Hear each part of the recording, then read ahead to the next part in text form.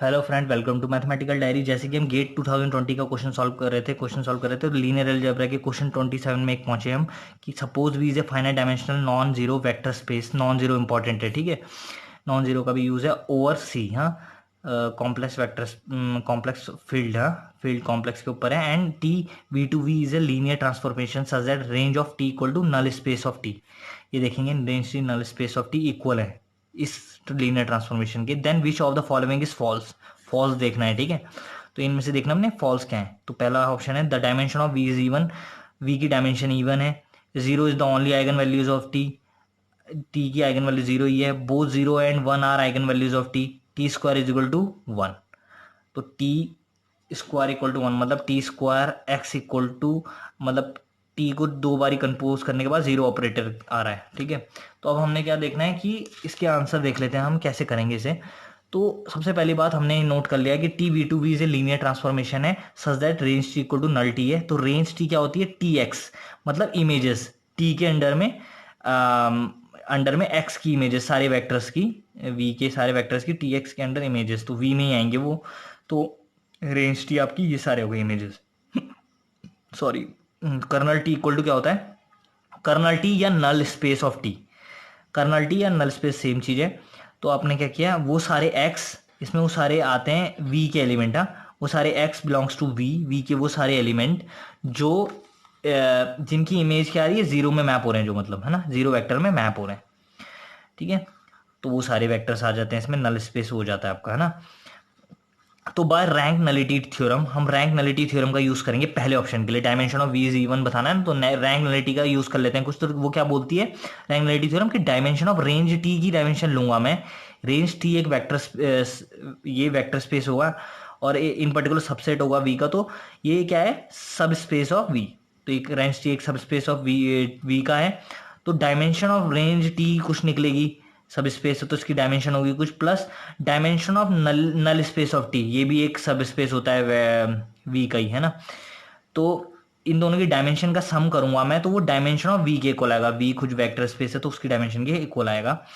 That implies dimension of range T plus dimension of null T भी आपको पता है इक्वल है रेंज टी के। तो मैंने इसमें नल टी की जगह रेंज टी डाल दिया। तो dimension of range T equal to dimension of V. तो ये दोनों रेंज टी होगा, डायमेंशन ऑफ रेंज टी क्या होगा, twice of dimension of range T equal to dimension of V. That implies dimension of V क्या हो गया, twice हो गई ना डायमेंशन ऑफ रेंज टी की। तो डायमेंशन वी क्या हो गया, इवन नंबर हो गया, ट्वाइस हो गया ना, मतलब टू से डिविजिबल हो गया ये नंबर। तो डायमेंशन वी क्या हो गया, इवन हो गया। तो ऑप्शन वी, ऑप्शन जो ए है वो ट्रू है।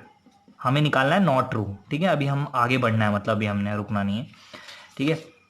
उसके बाद आपका ऑप्शन टू क्या बोलता है, zero is the only eigen value of T. तो zero is the eigen value of T अभी हमें एकदम तो नहीं दिख रहा है कुछ की, है ना, जीरो आइगन वैल्यू होगी कि नहीं इसकी। अब हम देखते हैं कि तीसरा ऑप्शन भी देखते हैं, both zero and one are eigen value of T.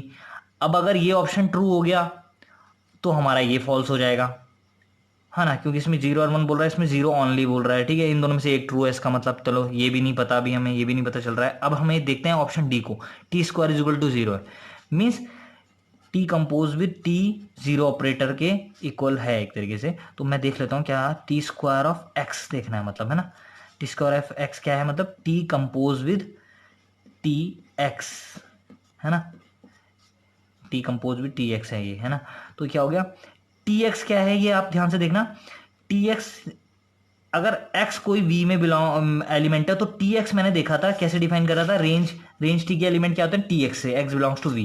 तो टी एक्स बिलोंग्स टू क्या है, रेंज t में एक मेंबर है, ठीक है। अब मुझे पता है रेंज t इक्वल टू क्या है, नल स्पेस ऑफ t। तो अगर ये रेंज t में एलिमेंट है टी एक्स, तो उसकी इमेज क्या होगी t के अंडर में, जीरो। ये हम देखें ना, ये अगर अगर रेंज टी में है और range T equal to null T है, तो ये नल में भी होगा ये एलिमेंट टी एक्स, ठीक है। तो दैट इंप्लाइज इसकी इमेज क्या होगी, जीरो, ठीक है, टी के अंडर में। That implies T square X equal to zero for every X, for every X के लिए ट्रू है ये। दैट इंप्लाइज टी स्क्वायर क्या है, जीरो ऑपरेटर की तरह काम कर रहा है, जैसे जीरो ऑपरेटर काम करता है। जीरो ऑपरेटर भी एक्स, कोई भी एक्स में लग के जीरो ही देता है, ठीक है। तो टी स्क्वायर क्या होगा, जीरो ऑपरेटर होगा। इससे हमें क्या पता चला कि ऑप्शन डी भी करेक्ट है, ऑप्शन डी इज करेक्ट है, ठीक है, ऑप्शन डी इज करेक्ट। तो डी इज करेक्ट, ये ट्रू है मतलब, है ना। तो अभी हमने देखा ना नॉट ट्रू है जो। अब उसके बाद है अगर कोई ऑपरेटर, मतलब ऑपरेटर और या आप बोल दो कि लीनियर ट्रांसफॉर्मेशन जैसे सेटिस्फाई कर रही है, जैसे T square is equal to zero है, ठीक है, उसका ऑपरेटर, तो इसका मतलब एक तरीके से सेटिस्फाई कर रही है वो। अगर मैं देखूं इस पॉलिनोमियल को, X square equal to zero को सेटिस्फाई कर रही है, तो इसका मिनिमल पॉलिनोमियल के लिए हमारे पास पॉसिबिलिटी होती है एक्स और एक्स स्क्वायर, ठीक है। तो इसकी मिनिमल पॉलिनोमियल की पॉसिबिलिटी क्या है, एक्स हो सकता है या एक्स स्क्वायर हो सकता है। तो मिनिमल पॉलिनोमियल पॉसिबिलिटी ये है। और आपको पता है निलपोटेंट ऑपरेटर क्या होता है, ऑपरेटर या लीनियर ट्रांसफॉर्मेशन क्या होगी कि टी ऐसा एन मिले such that T N equal to zero हो जाए for some N greater than equal to one, मतलब किसी के लिए भी, है ना।